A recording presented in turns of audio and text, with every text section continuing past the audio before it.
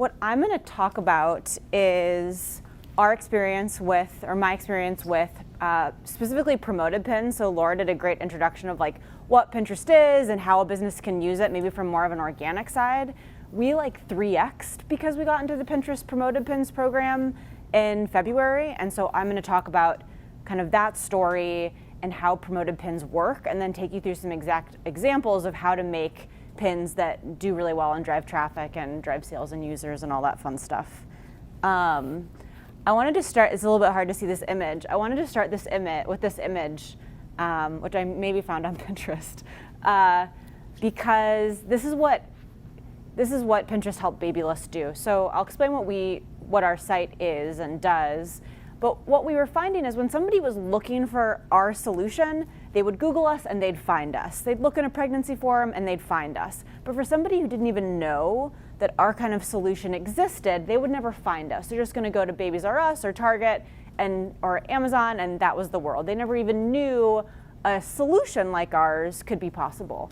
And what Pinterest has allowed us to do is like widen the funnel, like so big, so that we're hitting people who wouldn't even fathom that a product like ours existed. So rather than inbound, this is really a lot of like really highly qualified outbound marketing tactic for us.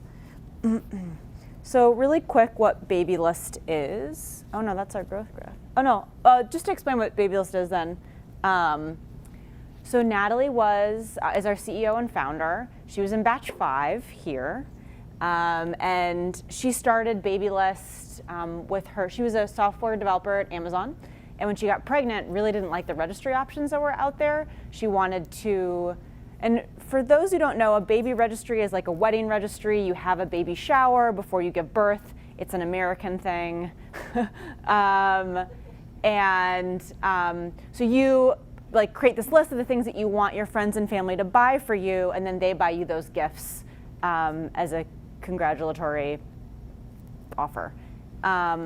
So she was looking to create a registry and really didn't like the options out there. She wanted to put unique items. She wanted to put help dog sitting or help paying for their cloth diaper service, and nothing really fit the bill. So she thought, hey, I'll make it myself, see what happens.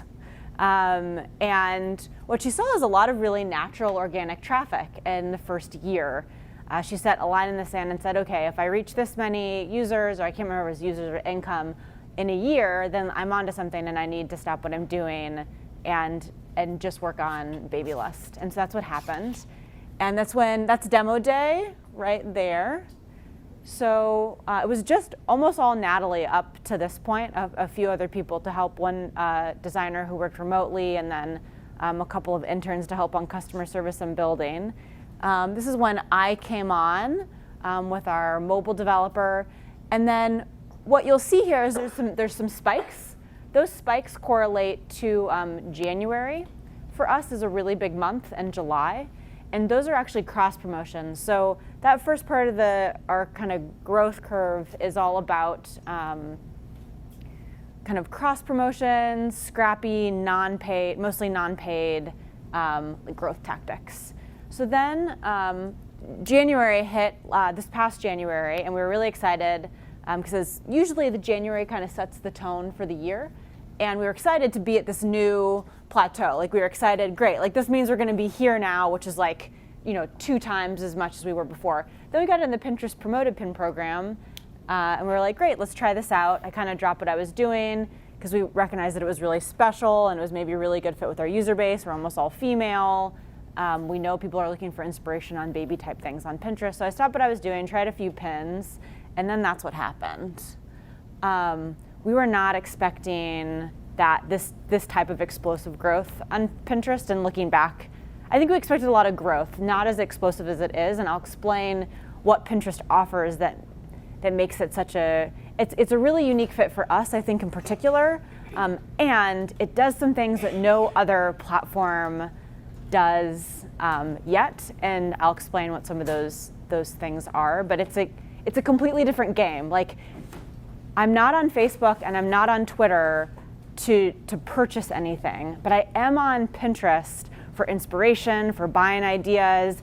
It's a visual search engine. It's just a completely new ball game, and it's a super native platform to be reaching your user base on. Okay, so 4 reasons why Pinterest kicks ass. First is it's the Wild West right now.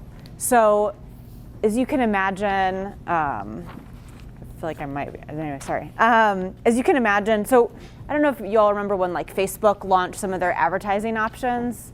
It was like 2000, I remember big ones coming out in like 2008, and it was a whole new ball game. Or like even when like Dave McClure started with creating viral apps for Facebook, right? So there are these times in our market where this new platform would be offered, and if you got there quick and you were scrappy and smart, you could like really grow by kind of attaching on to the success of another platform. And so this is what Pinterest has provided us and provides like right now in this moment. The growth graph I saw we've plateaued slightly, but again, like at a completely new level that we never thought before. But just understanding how kind of Pinterest has opened up and the companies that have done well because of it is just like it's a great growth story in Silicon Valley. It happened with Facebook and search and all of these things. And these are all really neat ways to reach folks. And because it's so new and not many people know what they're doing or what's offered, we reach a lot of people for relatively less money because it's new and folks aren't there yet. And people get Google search and everybody's on Facebook, but people don't understand Pinterest yet. So by me dropping everything and figuring out how to use Pinterest, I was able to like beat out our usual competitors. So the second reason why I think Pinterest kicks ass is it's really native. Can you tell me where the ad is here? Everything is an ad? Furniture. Which one? Furniture. Say it one more time. Furniture. Wait. Furniture. The white table. Oh yeah, this one. Yeah, sorry. This is the ad. My point is, it's hard to see what it is. And so if I'm typing in patio ideas to very naturally see something that I might like is like a really awesome user experience. So to explain, a couple months ago, I was doing some user tests, or I was calling users, doing user interviews, and asked a woman, "Oh, how did you find out about Babylist?" And she said, "Oh, I was on Pinterest. I saw something that kind of explained what you did, and it was like really beautiful, and it made me want to try it out." It seemed like it was an ad, but it definitely wasn't an ad. It was totally an ad. It was most definitely an ad. And it looked so natural, it looked so native, and it was so useful that end-to-end user experience is just like, that's exactly what we want. We don't even want her to know that we're advertising to her when she's typing in like baby ideas into Pinterest. The other thing I'll say is I recently became a homeowner, and I'm noticing I'm using Pinterest a lot more than I am Google because because it's so visual. So if I'm looking for patio ideas, you can imagine if I type in patio ideas on Google, I'm not going to find like visual options. And if I type that in here, then it's a new game. So when you think about some of the sectors that Pinterest is doing, I mean, your sector and how it fits in, I was talking to NerdWallet yesterday. They're like a financial kind of services education company. And at first I thought like, oh, I don't know if folks would like it. But if they're publishing articles like how to find the best credit card for you, like that's, anyway, it's a brand new way to do search, and it's really exciting because we haven't really seen it done that well before, and nobody else competes in the same way that Pinterest does. Like, I'm not going to go to Google and type in patio ideas.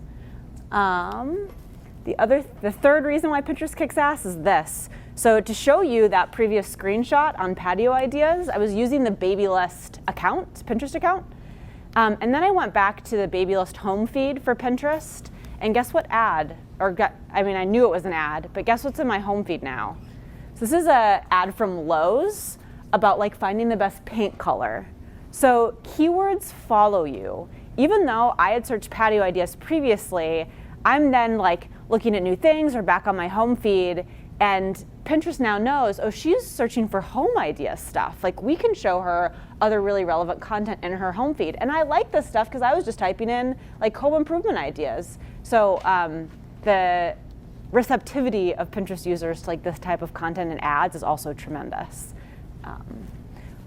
I'll like kind of scroll through the comments that are on some of our ads, and most of the time people are tagging other folks or talking about how it's such a good idea. Yeah. Fourth reason, my last reason why Pinterest kicks ass is because of the downstream clicks. Do you call it downstream? Okay. Yeah, or earned. Earned. So if let's pretend the baby list ceased to exist tomorrow. We lost all our funding, everything's over. We would still get tons of traffic from Pinterest, even though we shut all our ads off, because we're pinned in the last like 3 months have been pinned to, or maybe a month, like 50,000 people's boards. So people, maybe they're not pregnant now, but they see this content because they were searching for something else, they saw it and they're like, oh great, I want to remember that for when I'm pregnant. I want to remember that for when I learn how to sew. I want to remember that for when my parents are visiting this weekend. So what is great is you have these click-through rates and your conversion rates, and they get even better with time because folks are pinning things to remember them and then come back. That doesn't exist anywhere else. I do not save things on Facebook because I want to come back to it later, and I don't do it on Twitter. You do on this. It was really fun. Fun to play with. Okay, so how Pinterest ads work. My background is in kind of Google cost per click advertising. Who here is really familiar with how Google ads work? Just to get a show of hands, kind of. Do you folks know what quality score means? Okay, I'm gonna explain this. That makes just because it helps. Well, okay. Allow me to explain. Let me tell a story. So when it comes to advertising on Google, Babylist is up against like Amazon, Babies R Us, and Target. Amazon, Babies R Us, and Target can afford to spend like $2 a click when somebody types in the word baby registry in Google. Babylist can only afford like less than 50 cents in reality, but we can afford a small fraction of what the big guys can, right? So what happens on a Google search then is, a pregnant woman types in baby registry, and then the 3 top ads that are showing are Target, Amazon, and Babies R Us for creating their registry, because I can't outbid them. The complication is that there's this thing called quality score. So Google keeps track of how many people click on your ads, how long they stay on your site, and if it's relevant content. So for example, let's say there's a car seat company that also has a lot of money, and they say, you know what? I know pregnant people are typing in the word baby registry. I want those people to buy my car seat. So I'm gonna show an ad for people who are typing baby registry in too. So they bid like, that's like $50 for everybody who clicks on, because they have a really fancy car seat. And they can afford to bid that much for a keyword. What ends up happening is Google's looking, what do you think is gonna happen if somebody's looking for baby registry on Google and they see a car seat ad? How do you think that our ad's gonna perform? Not so well, right? Like they're looking for baby registry stuff, not car seat stuff. So Google's gonna see that it's a low click-through rate. They're gonna see even if somebody ends up on that page, they don't stay, and they're gonna give them a lower quality score. It's basically a handicap.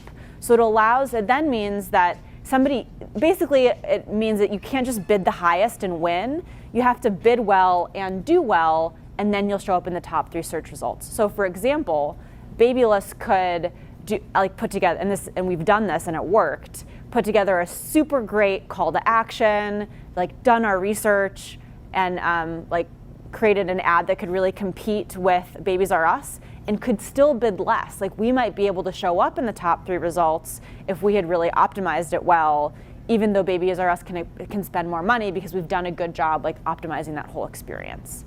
So the reason I explain this, and there's one bid when Google, it's probably more than one, but so when you type in baby registry or car seat, whatever it is in the search bar in Google, a bid happens, winners are picked. It's you see them up at the top 3, 4, 5.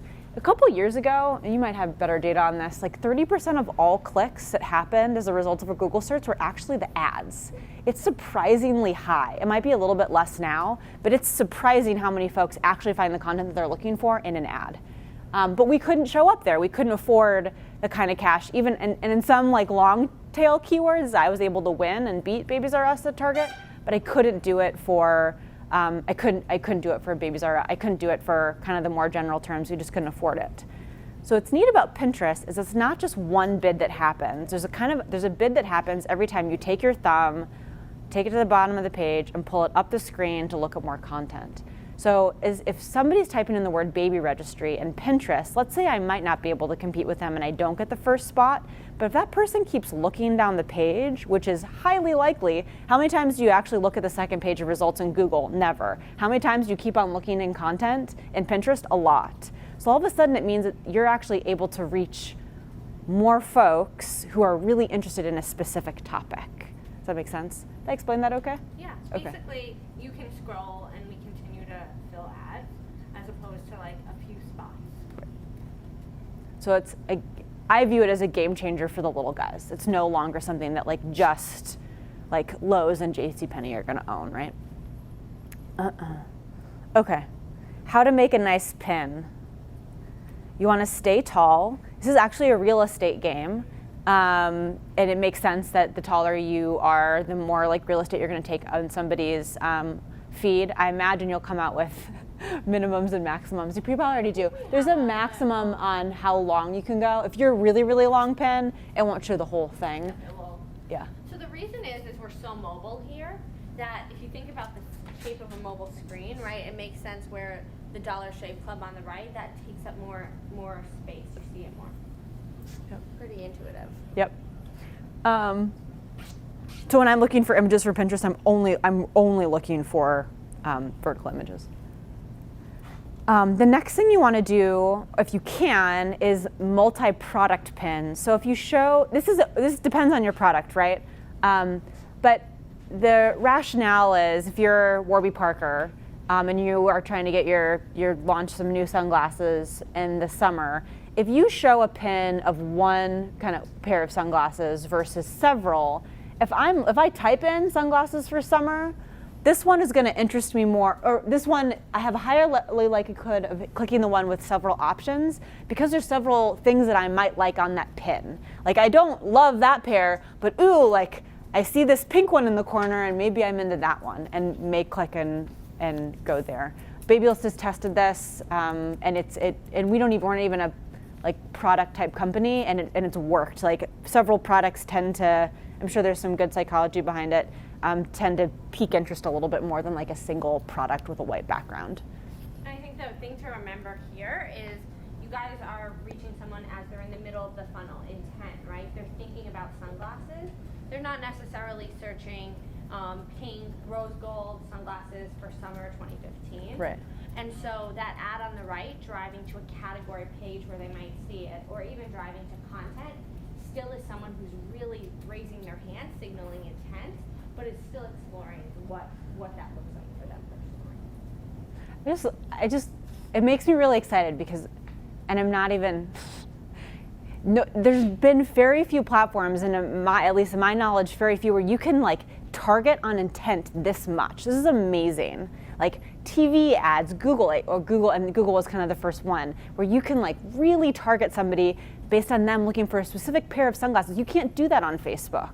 You can target like by age, but Facebook never worked for us at least because I want to know if they're pregnant, and I wasn't able to see that kind of data in Facebook. But the second they type in the word pregnant, it's game on. Now I know who you are and where to find you. Yeah. So long descriptions. Just like with most platforms, there's a certain number of characters that will show, and it's different a little bit on mobile and desktops, like 100 or something. Yeah, on mobile, our first 3 lines will show until you close up, but essentially our character limit is really long. Yeah, I actually love putting really long descriptions because it allows for more qualified clicks. So if somebody's like, that's an interesting image, like what's this baby registry about? If I can say more about what Babylist is in the description and then they click, that's just gonna be a way more qualified click for me than if I like hint at like, click here to see what's gonna happen. Like that's not, I'm paying for that click. So why not make it as relevant or as qualified as possible? Here's a fun one. We don't do this very much because we don't have a lot of ads with pictures of people. I don't know if you recommend this for proponent pins specifically, but a lot of bloggers will do this. So the recommendation is to not show face in your Pinterest images. Any guesses as to why? Copyright? Say it again? Copyright? No. More interesting. Too personal?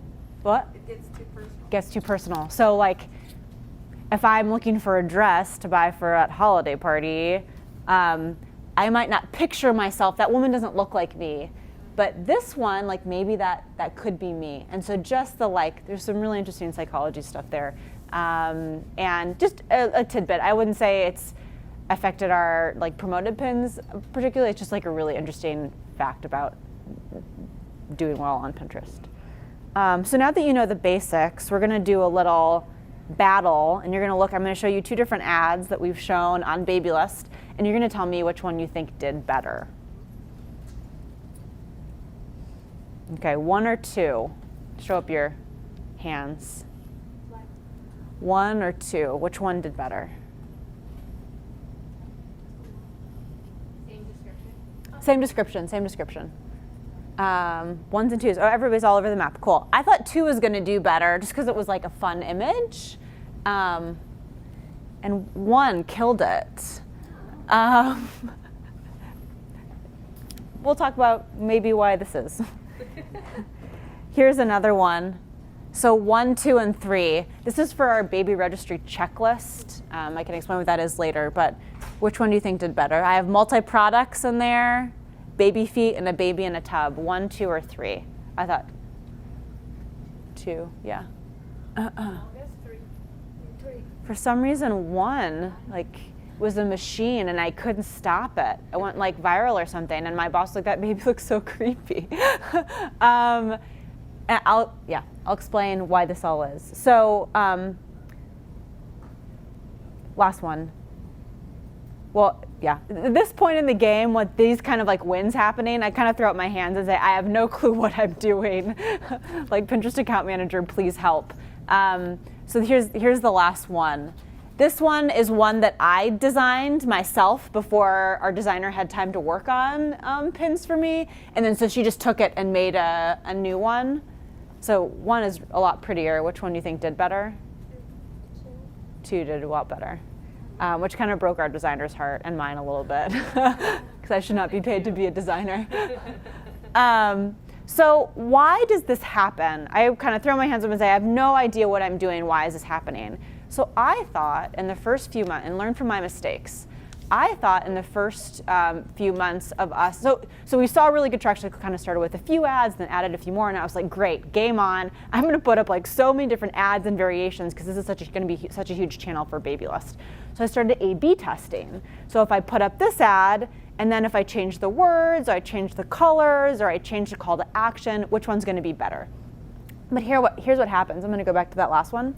So I put this ad up first, and then that one came a couple days later. So this one here already had some traction and clicks. And so I added that second one to see if they'd kind of fight it out.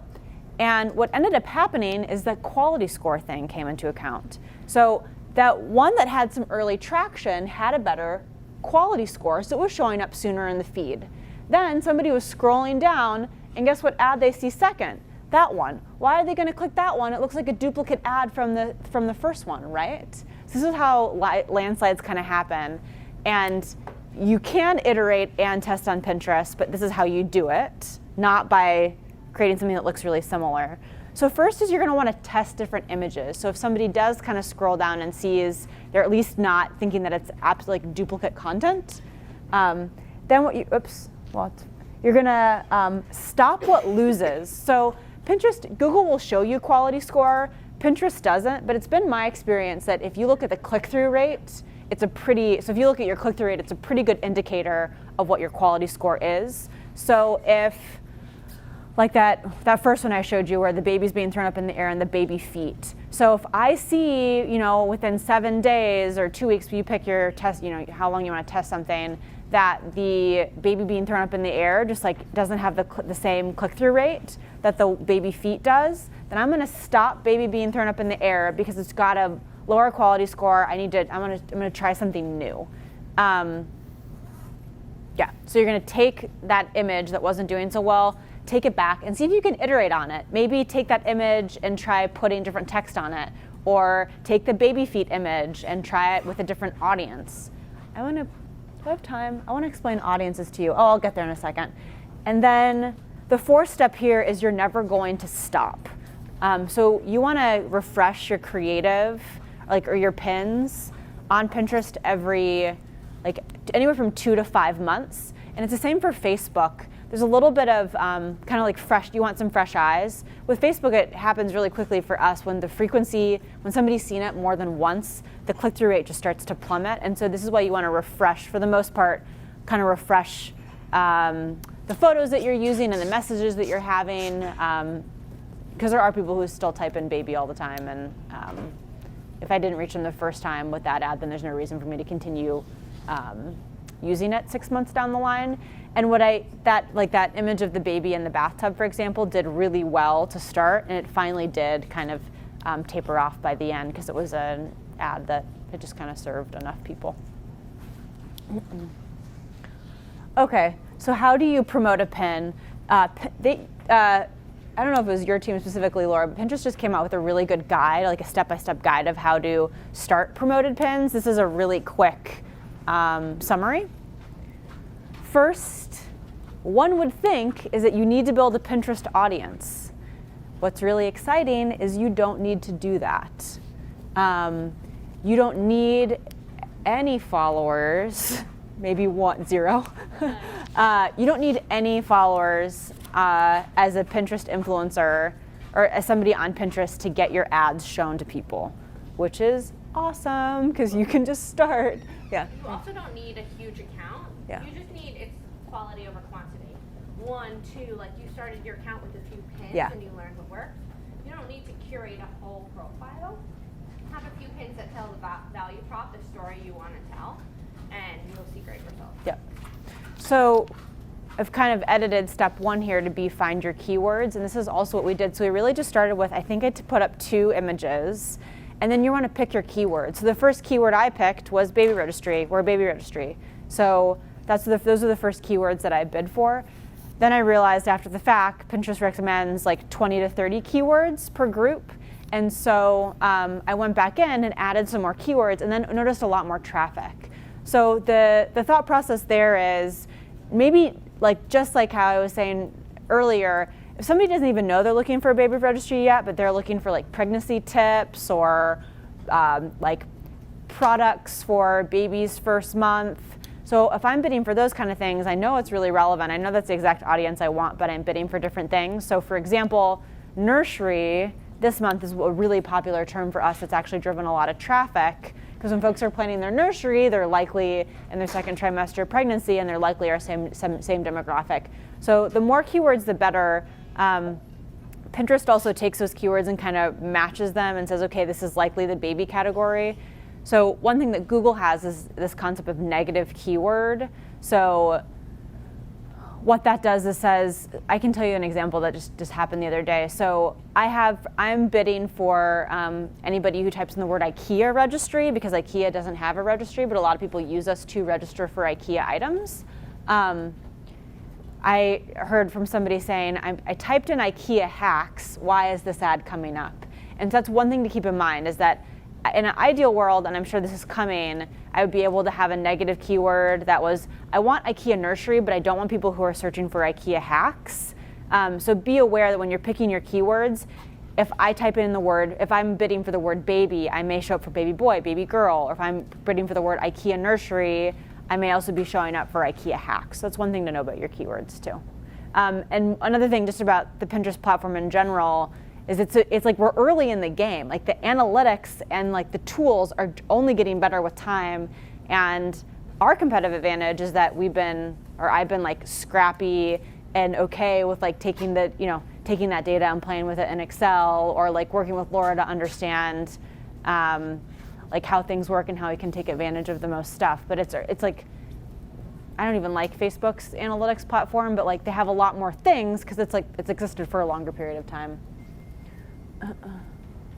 The second thing that's really important to think about in the beginning is how you're going to track success. So you can throw up a few ads and see how much you can get clicks for, but then you're going to want to see how many purchases or users or whatever that thing that you're looking for is.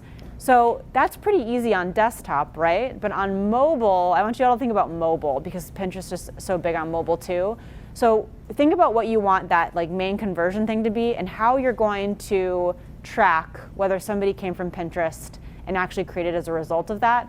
Pinterest doesn't have an SDK yet, so Pinterest isn't going to show you in the Pinterest dashboard if it like resulted in an app download, but there's different things that you can do to make sure that you're tracking that traffic to make sure it resulted in a download. The last step, or the second to last step, is decide who you're going to serve to. So you can decide location, language, gender. There's a fourth one. Device. So you can only be serving to like Android and iPhone. That's fun because then you can even optimize further.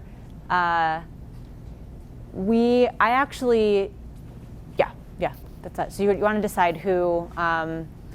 And I've done a little bit of segmenting. I have different ads that run for somebody who types in the word pregnant and somebody types in the word baby. That's not a good example. I have different keywords for somebody who types in pregnant and baby registry. Pregnant is a little bit more like general looking and gets you interested in the registry. And if you're looking for a baby registry, that ad looks a little bit different. So I do have a few different campaigns and I'm able to bid a little bit differently and show different ads to those folks. So that's something for you to think about too in terms of like keyword, finding your keywords. You're going to want to decide how much money you're spending. You decide what your maximum bid per click is. There's no reason why you can't start small and then take it up from there. The one caveat is you see results in 24 hours. And so if you're trying to if demo day is coming up and you're trying to see how many folks you can get as quickly as possible, maybe start a little bit higher. But there's no reason you can't start out at a fairly low maximum price per click and then work your way up from there. One thing I really disliked about Facebook is it kind of ran away with my money. They've done it several times. And Pinterest is pretty good about you set that cap and you're only showing to, and if you want more traffic, then you know exactly what to increase. Yeah. So it's either increasing, once you start, if you're doing fewer keywords and low cost per click, start with that and then take those, incrementalize both those up, both the cost per click and the keywords. That's it. Have fun. Grow companies. And let us know if you have any questions. It's really nice having Laura here again because there's there's things that we don't, it's so new that we don't always know how it works. And yeah, that's it.